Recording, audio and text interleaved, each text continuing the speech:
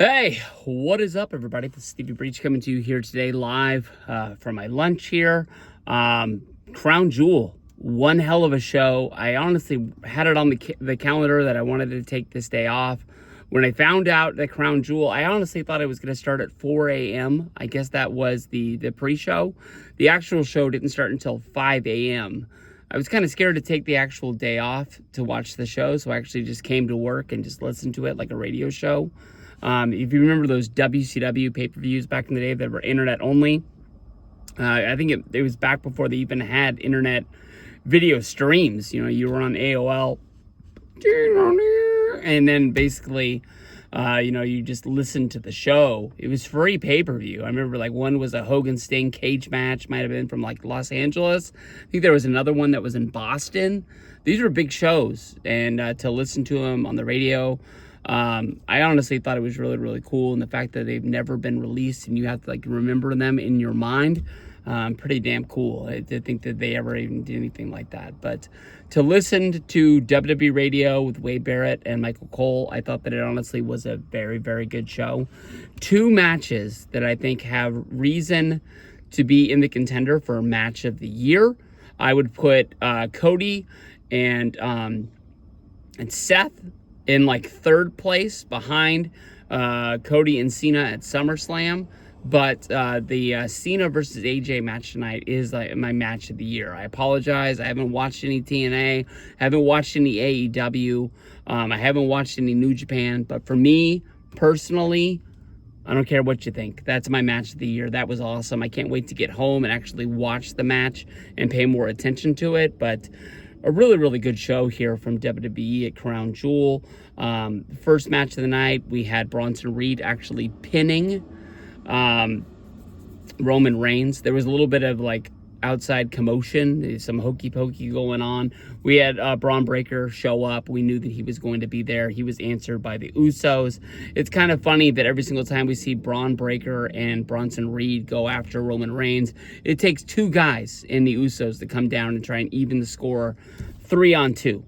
So really, who's going to be like one up here when we actually see, Roman and the Usos go up against, Seth with Bronson Reed and Braun Breaker, now that his eyes are back on the Vision and leading the charge of him having a chance to actually lose his championship, and he needs his guys to be with him. We're going to see him more with Bronson and Braun more than we saw him with Becky, more than likely the last few months, as Becky's going to put her eyes more than likely on the War Games match that's going to be coming up. But Bronson pins him. Storyline is Roman is pissed at the Usos for coming down and helping. He thinks that he could have beat both guys by himself. It was a spear by Jey Uso that put Roman Reigns down for Bronson Reed to get the win. From there, we went to the Women's Championship match. Pretty good match. Stephanie Vaquer gets the win over Tiffany Stratton. They really put Tiffany over, basically saying that she was undefeated since winning the championship. She was a girl that just stepped into the wrestling ring for the first time 4 years ago, flying through NXT. Now here she is on the main roster, having huge success. Of course, it's the champion versus champions match, so she doesn't lose her belt.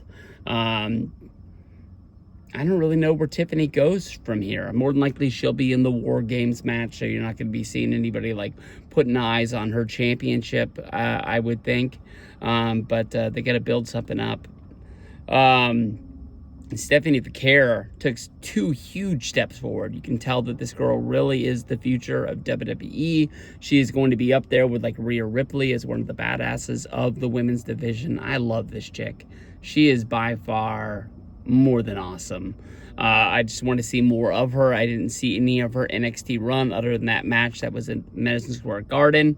I believe it was when she beat Julia, and was kind of surprised that she won that match. Third match of the night was the John.Cena match. We'll put the John.Cena hat on. Hustle, loyalty, respect. He gave it all to us. We saw the hits from him, paying homage to The Miz, paying homage to Randy Orton, paying homage to The Undertaker. Cena gets the win here. This was a great match. It honestly got me up out of my seat caring about it. I knew that I kind of said like it didn't have any stipulations. It didn't build anything on the Brock Lesnar loss that he took at WrestlePalooza. You know, what was the point? Brock, you know, his whole storyline was he wanted to be the guy to retire John Cena. He beat him. He put him down. Maybe this is just something for his story and his DVD that he took his licks. You know, he didn't have it his best that day. He got up, he dusted himself off, and he had a match against AJ, and that was top-notch competition, and he was able to get the win there. But I need to see John Cena beat Brock Lesnar. God's honest truth. That's what I need. Rhea Ripley, huge ovation for being there in her home crowd. Not much in the match for me, though, honestly, but Io and Rhea got the win over the Kabuki Warriors. Not really a big surprise to anybody there. Main event of the night, Seth Rollins against Cody Rhodes. This was a great match, too. Like I said, it's probably my number 3 match of the year. I would put Cena and Cody from WrestleMania for my personal list up there because of what that meant to me to actually be there. Might not be the actual, like, real best wrestling match of the year, but this was fun. This was really, really fun. Storyline came down to the watch. Bam. No Braun Breaker, no Paul Heyman, no Bronson Reed, no Brock Lesnar, just Seth beating Cody. Reminded me of the Super Bowl with Steve Young and the 49ers, with him finally getting the win after beating the Chargers, after beating the Cowboys in the playoffs, and Steve yelling at the offensive lineman to get the monkey off of his back for actually winning it, and people always saying that he wasn't as good as Montana was.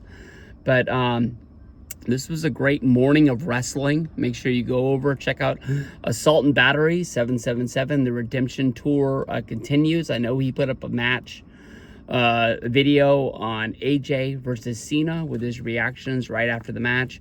Keeping any of my friends back on YouTube in the YWC here, best thing in the world. But this was a great morning of wrestling. I wish I would have been home and having the big breakfast of pancakes like Ravi was, but I was here slinging bacon, selling chuck roast, and 93% ground beef. Peace out, everybody.